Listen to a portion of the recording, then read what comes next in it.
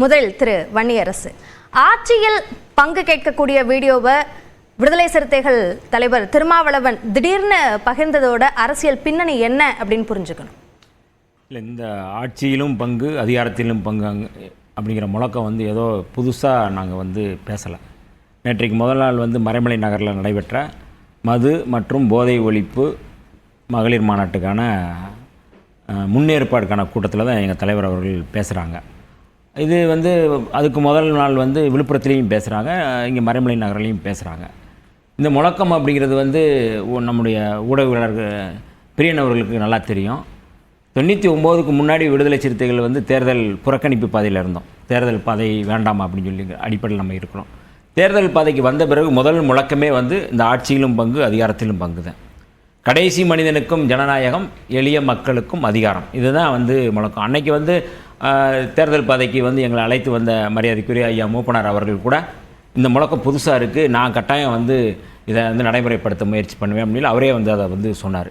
தொடர்ச்சியாக இதை நாங்கள் சொல்லிகிட்டு இருக்கோம். இது பல இடங்களில் பல மீட்டிங்கில் கருத்தரங்களில் இது தொடர்பாக நாங்கள் பேசியிருக்கோம். இது தொடர்பாகவே மாநாடு நடத்தியிருக்கோம், அதிகார பகிர்வு மாநாடு நடத்தியிருக்கோம், நிறையா நாங்கள் இது பண்ணியிருக்கிறோம். அதனால் இது என்னென்னா, இப்போ நாங்கள் அதை வெளியில் கொண்டு வந்திருக்கிறதுக்கு முதல்ல ஊடகங்களுக்கு தான் எங்களுக்கு நன்றி சொல்லணும். நான் நீண்ட காலம் சொல்லிக்கிட்டு இருக்கிறது இன்னைக்கு அது ஒரு புதிய நீண்ட காலமா சொன்னாலும் அந்த கடைசி மனிதனுக்கும் அதிகாரம் என்ற அந்த விஷயம் கடந்த 2 தேர்தல்களில் இல்லையே. இல்லை, நீங்கள் 2016 இதுதான் முழக்கமாக வச்சோம். இதுதான் நாங்கள் வச்சோம். 2021லையும் 2024லையும் இல்லையே வச்சோம். ஆனால் அது ஒரு கோட்பாடு, அரசியல் கோட்பாடு, எங்களுடைய நிலைப்பாடு.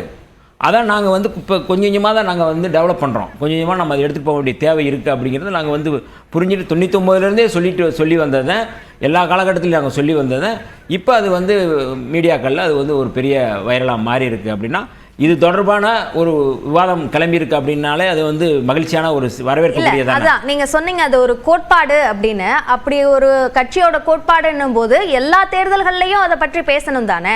2021லையும் 2024லையும் பேசாம இப்போ திடீர்னு பேசும்போது அது கேள்வியாக முன்னெழுது. இல்லை, அதாவது இந்த கோட்பாடை நம்ம பேசியிருக்கோம் அப்படிங்கிறத இன்னைக்கு ட்வீட்டில் போட்டதுக்கப்புறம் தான் எல்லாருக்குமே தெரியுது. இது வருங்காலத்தில் எல்லாருக்குமான ஒரு கோரிக்கை தான். இது விடுதலை சிறுத்தைகளுக்கான கோரிக்கை மட்டும் இல்லை. இது ஆட்சியிலும் பங்கு அதிகாரத்திலும் பங்கு எங்களுக்கான கோரிக்கை இல்லை, எளிய மக்களுக்கான கோரிக்கை. ஏதோ விடுதலை சிறுத்தைகள் அவங்களுக்கு அதிகாரம் வேணும்னு கேட்குறது போல இருக்குது. அப்படி அல்ல, அப்படி புரிஞ்சு கொள்ளவே கூடாது. இந்த அடங்க மறு அத்துமீறு அப்படிங்கிற ஒரு முழக்கத்தை நாங்கள் முன் வச்ச உடனே இது விடுதலை சிறுத்தைகளுக்கான முழக்கம் சொன்னாங்க. எங்கெல்லாம் அடக்கப்படுகிறார்களோ அவங்க எல்லாமே இதில் அடங்க மறுக்கணும் அப்படிங்கிற ஒரு பொது கோட்பாடு. அது ஒரு அரசியல் கோட்பாடு, அது வன்முறை கோட்பாடு இல்லை. அதுபோல தான் இந்த கோட்பாடு அப்படிங்கிற ஒரு பொது கோட்பாடு தான். எல்லாரும் இதை ஏற்றுக்கொள்வாங்க, இடதுசாரியில் ஏற்றுக்கொள்வாங்க. இந்த கோட்பாடை விளக்கி திருமாவளவன் பேசிய வீடியோ போட்டதை விட அதை நீக்கிய பிறகுதான் அது இன்னும் அதிக பேச பொருளாக இருக்கு இல்லையா? அதுக்கும் எங்களுடைய தலைவர் எழுச்சி தமிழர் அவர்கள் விளக்கம் கொடுத்துட்டார். இன்னைக்கு ஊடகவியலாளர் சந்திப்பில் கொடுத்துட்டாங்க. அங்கே அட்மின் இது முதல்ல கேட்காம போட்டிருக்காருன்னு சொல்லி சொன்னாங்க. அப்புறம் நீக்கியிருக்கிறாங்க. அப்புறம் கேட்டு போடணும்னு சொன்னாங்க, அது பாதியாக போட்டிருந்தாங்க. இப்போ இன்னைக்கு இப்போ கேட்காம போடுறவர் அட்மினா சார்? இல்லை, அதான் இப்போ முழுமையாக போட்டிருக்கிறாங்க. நீங்கள் இப்போ பாருங்களேன், முழுமையாக போட்டிருக்கு. முழுமையாக போட சொன்னது கொஞ்சம் கட் பண்ணி போடுறீங்களா, அதிலேயே முழு இணைப்புன்னு போட்டு முழுமையாக நீங்கள் பார்க்கணும்னு சொல்லி போட்டிருக்கணும். அப்போ ஒரு ஸ்பீச்சை பாதியில் போடக்கூடாது, கட் பண்ணி போடக்கூடாது, முழுமையாக போடுங்க அப்படிங்கிறத எங்களுடைய தலைவர் அவருடைய வழிகாட்டுதல்.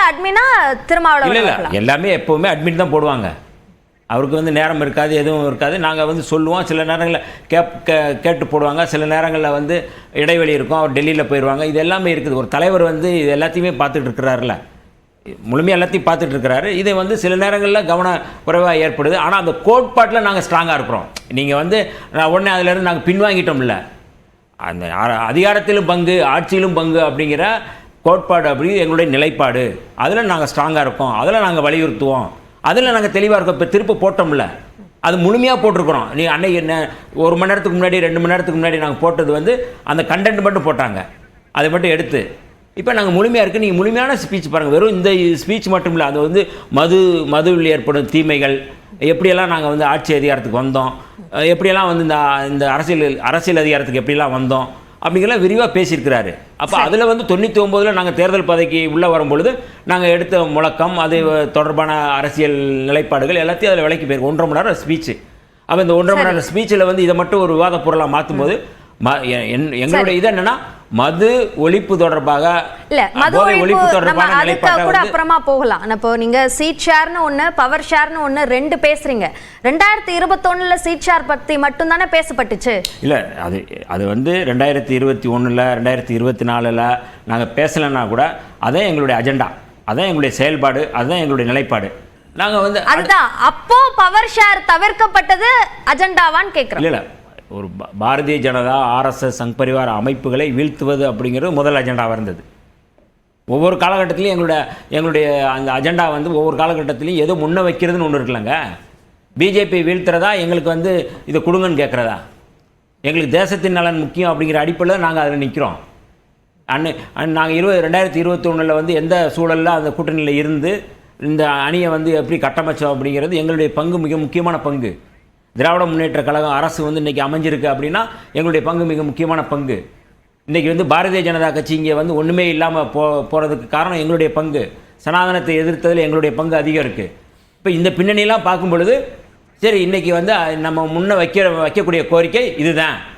இன்னைக்கு சனாதன எதிர்ப்பு உங்களோட பங்கு குறைவு அப்படின்னு திமுக தரப்புலையோ வேற யாரு கூட்டணிக்குள்ள இருக்கவங்க தரப்புலையோ சொல்லப்பட்டதா? இல்லை நான் வந்து யாரும் சொன்னாங்கன்னு சொல்லலை. அதெல்லாம் அது முக்கியங்கிறத உணர்ந்து தான் எங்களுக்கு சீட்டு முக்கியம் இல்லை, எங்களுக்கு கோட்பாடு தான் முக்கியம், கொள்கை தான் முக்கியம். அதனால் நாங்கள் வந்து இந்த 6ல் வாங்கிட்டு நிற்கிறோம். பாஜகவை வீழ்த்துவது, சனாதன சக்திகளை வீழ்த்துவது அப்படிங்கிறதெல்லாம் நாங்கள் தான் முன்னிலைப்படுத்துகிறோம். நாங்கள் முன்னிலைப்படுத்துறதுனால தான் எங்களுடைய பங்கு அதிகம்னு சொல்கிறோம். ஓகே, அப்போ நீங்கள் 24ல் உங்களோட அஜெண்டா வேறாக இருந்தது. இப்போ 26ல் கூட்டணி ஆட்சி என்பது உங்களோட அஜெண்டாவாக இருக்குமா? இல்லை, அதாவதுங்க இந்த கோட்பாடு எல்லா காலகட்டத்திலையும் எங்களுடைய அஜெண்டா தான். அது எப்போ அதை முன்னிலைப்படுத்துறது, எப்போ அதை வந்து நாங்கள் சைலண்ட் பண்ணுறதுன்னு இருக்குது. இந்த தேசத்துக்கே ஆபத்து அப்படிங்கிற அடிப்படையில் நாங்கள் யாருமே நடத்தாதனால வெல்லும் ஜனநாயக மாநாடு நடத்துகிறோம். இன்றைக்கி திராவிட முன்னேற்ற கழகம் தலைமையிலான ஒரு சமூக நீதி அரசு இங்கே அமைஞ்சிருக்கு. அந்த சமூக நீதி அரசை வீழ்த்துவதற்கு பல முனைகளில் வந்து பலர் வந்து திட்டமிடுறாங்க. அப்போ அதெல்லாம் நாங்கள் வந்து கவனத்தில் எடுத்துக்கிட்டு தான் இது எதை முன்ன வைக்கிறது, எதை நாங்கள் வைக்கிறது அப்படிங்கிறது எங்களுக்கு தலைவர் முடிவெடுப்பார். அதனால் நாங்கள் வந்து இதை வந்து சொன்னதுனாலே வந்து உடனே வந்து இந்த ஆட்சிக்கு எதிராக திசை திருப்புறது அப்படிங்கிறது இது வந்து எங்களை இந்த கூட்டணியை உடைக்க நினைப்பவர்களுடைய சதித்திட்டமாக இருக்கும், இல்லை செயல் திட்டமாக இருக்கும். அதுக்கு நாங்கள் ஒருபோதும் இரையாக மாட்டோம். நாங்கள் தெளிவாக இருக்கிறோம். இந்த அஜெண்டாங்கிறது எங்களுடைய கோட்பாடு, அவ்வளோதான். சரி, ஓகே. திரு பிரியன், போய் தங்களோட நோக்கம் என்ன, நிலைப்பாடு என்ன என்பதில் தாங்கள் தெளிவாக இருக்கோம் அப்படின்னு சொல்கிறார் திரு வன்னியரசு. இந்த விவகாரத்தை இதோட பின்னணி என்னவாக இருக்கும்னு நீங்கள் நினைக்கிறீங்க?